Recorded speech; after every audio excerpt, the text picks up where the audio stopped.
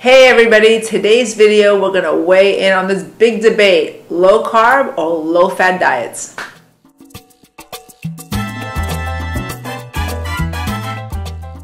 Hey everybody, and welcome to Motivational Monday, where you can learn how simple shifts in your habits can lead to profound results in the way that you feel and in the way that you look.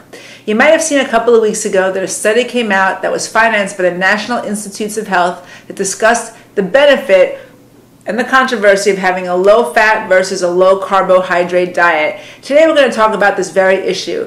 Ever since Robert Atkins came out with the Atkins diet, this has been a hot topic because people are either on the high-protein, high-fat bandwagon, or a lot of people are just saying, no, that's absolutely not good for you. You should be eating carbohydrates, and that's the way to go, keeping your calories down.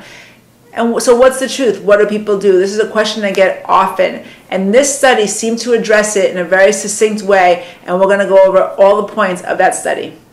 The study took 150 people, both men and women, from very diverse backgrounds. Half of them were asked to eat a low-carbohydrate diet, which meant that they were asked to eat lean protein, but they also included some saturated fat protein like cheese and beef. They were also asked to eat lots of vegetables and some beans, and also fruit. The low-fat population were asked to eat cereals and grains and other starches and keep their fat intake low. And the results were really interesting. So what were the results? Well, they were pretty interesting. The low-carbohydrate group, which were encouraged to eat fat, including saturated fat in beef and cheese. The only fat they could not consume were trans fats, so the bad fats, the hydrogenated fats in baked goods and baked products. That population of people lost an additional 8 pounds over the low-fat group. Their heart attack or their cardiovascular risk factors went down, so their triglycerides went down, their inflammatory markers went down, their HDL good cholesterol went up, and their Framingham risk fat scores, Framingham scores, which predicts a heart attack within 10 years, went down as well. So there was improvement across the board. They also had more lean muscle tissue, which is a significant thing because the other group had different findings. The low-fat group, which were again encouraged to eat carbohydrates and keep their fat intake down, did not lose as much weight, although they did lose some, not as much. They also lost a lot of muscle tissue, so that was significant because if you lose muscle tissue, you're going to start skewing ratios in your body, and also you're going to start breaking down muscle, which then in turn can predispose you to osteoporosis and bone loss. So that was a significant thing. They didn't lose as much weight, and across the board, their cardiovascular risk factors did not improve from doing a low-fat, high-carbohydrate diet. What did not change among the two groups was blood pressure, overall cholesterol, and the LDL, the bad cholesterol. But here's a little bit of an interesting twist. The low-carbohydrate group, the people who ate more fat, had a better quality bad cholesterol. So your bad cholesterol is broken down into two components. You can either have fluffy cholesterol, nice and fluffy cholesterol, or you can have a dense and tight cholesterol. The dense one is the bad one, the fluffy one is the good one, and they're both an LDL cholesterol. The low carbohydrate, high fat group had better, the buoyant, fluffy cholesterol, so that was a big improvement over the people who ate more carbohydrates. That's a very important risk factor to take note of.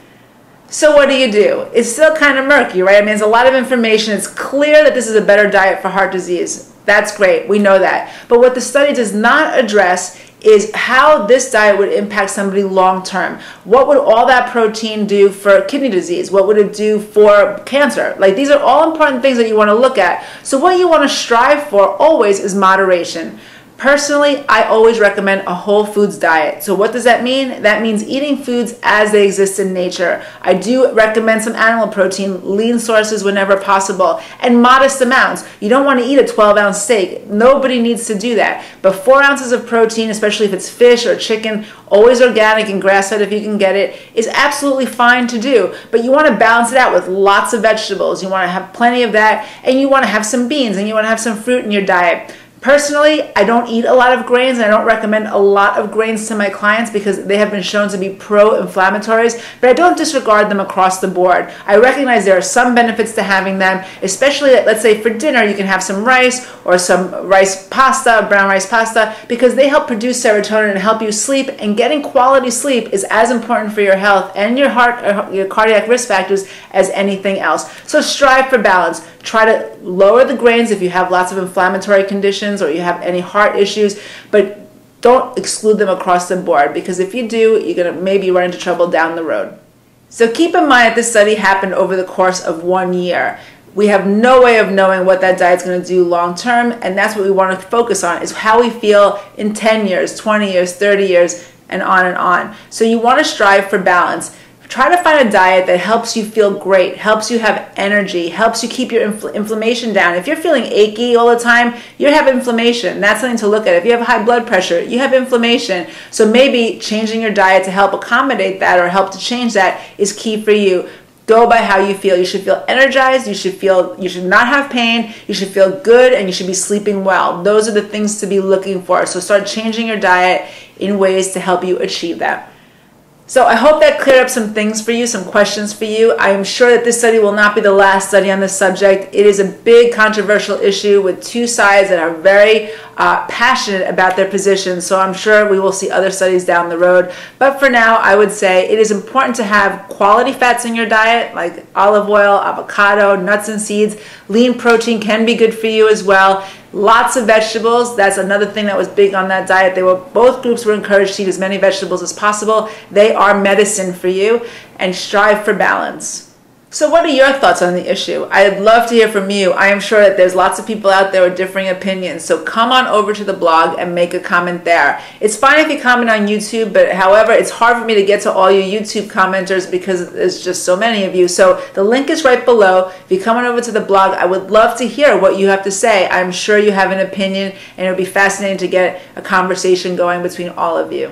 So there's another Motivational Monday to help move you closer to your health goals. If you like tips like this and you're looking for more ways to embrace a healthy lifestyle, come on over to barbaramendeznutrition.com and you can sign up for the mailing list there. Once you do, you will automatically receive an email from me every Monday with either a written or a video blog with some tip, idea, inspiration, recipe to help you embrace a healthy lifestyle. You can follow me on Facebook or Twitter, but again, come over to the blog because I would love to hear all the differing opinions out there on this very interesting and controversial subject. Have a great Monday, everybody. It's always nice to be with you, and I look forward to seeing you next week.